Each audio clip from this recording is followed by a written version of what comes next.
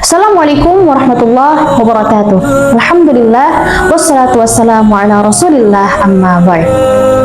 Untuk sahabat semua, dimanapun Anda berada, semoga selalu diberikan keberkahan serta keridhaan oleh Allah Subhanahu wa Ta'ala. Amin amin ya rabbal alamin. Perlu teman-teman ketahui bahwa pentingnya peranan ibu dalam mendidik anak-anaknya. Terkadang tanpa seorang ayah pun ibu bisa menjadikan anaknya sebagai ulama besar, sebagaimana dikisahkan dari salah satu seorang ulama besar yang dikenal saat ini sebagai imam madhab bagi kita. Siapakah ia? Ia adalah Al-Imam Syafi'i rahimahullah ta'ala. Beliau yatim. Siapa yang mendidik beliau? Yang mendidik beliau adalah ibunya. Pada masa kecilnya, Imam Syafi'i diantarkan untuk belajar Al-Quranul Karim, sehingga ia mampu menghafalkan Al-Quran pada usia 7 tahun. Lalu, ketika menginjak usia remaja, Imam Syafi'i diberikan pesan oleh ibunya, "Wahai Syafi'i, pergilah untuk menuntut ilmu di negara Irak.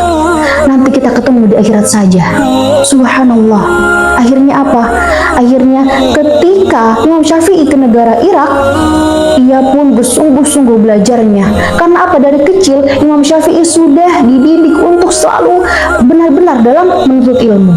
Setelah beberapa tahun kemudian, Imam Syafi'i rahimahullah ta'ala menjadi seorang ulama besar yang dikenal oleh banyak orang. Lalu pada saat ada rombongan Irak yang ingin ke kota Mekah melaksanakan ibadah haji, ternyata di situ ada ibu Imam Syafi'i yang sedang melaksanakan ibadah haji juga. Ketika itu akhirnya pada suatu hari ada sebuah halaqah di Masjidil Haram, ya. Pada saat itu ada ulama besar yang dikit-dikit mengatakan qala Muhammad bin Idris Asy-Syafi'i, qala Muhammad bin Idris Asy-Syafi'i. Ibunya heran, siapa itu? Bertanya-tanya, nama itu tidak asing bagi diriku. Akhirnya ia pun bertanya kepada salah seorang yang dari Irak tersebut, "Wahai Syekh, siapa Muhammad bin Idris Asy-Syafi'i?" Lalu seorang Syekh itu menjawab, "Muhammad bin Idris Asy-Syafi'i adalah guruku. Ia adalah ulama besar di Irak, berasal dari Mekah." Ibunya pun senang, bangga sekali. Ia pun mengatakan kepada Syekh tersebut, "Wahai Syekh, ketahuilah, itu adalah anakku. Imam Muhammad bin Idris Asy-Syafi'i itu adalah anakku." Lalu akhirnya ibunya pun berpesan kepada Syekh tersebut, "Wahai Syekh, sampaikanlah pesanku kepadanya, kalau ia ingin pulang temui-ku, maka pulanglah."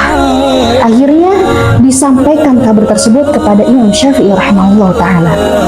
Ketika itu Syafi'i pun bergegas untuk pulang ke rumahnya.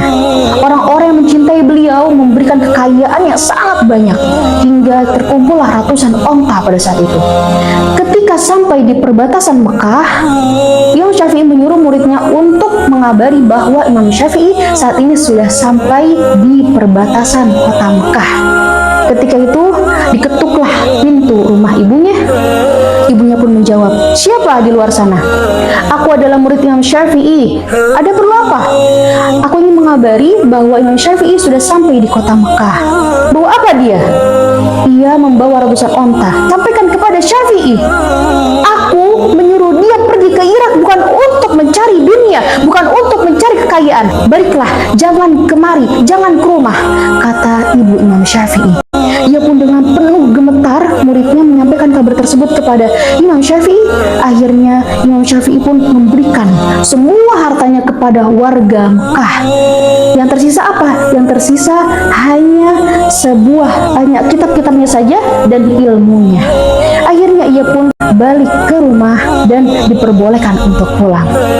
Jadi ada dua hikmah teman-teman yang bisa dapat kita ambil, bahwa yang pertama adalah seorang ibu yang baik tidak ingin menjadikan anaknya menjadi sapi perah, fokus cari duit. Dan yang kedua adalah ibu Imam Syafi'i, ya, ibu Imam Syafi'i melepaskan Imam Syafi'i untuk menuntut ilmu untuk Allah, dan akhirnya Allah pertemukan kembali ia di dunia dan di akhirat. Mungkin itu saja, semoga bermanfaat. Jazakumullah khair. Assalamualaikum warahmatullahi wabarakatuh.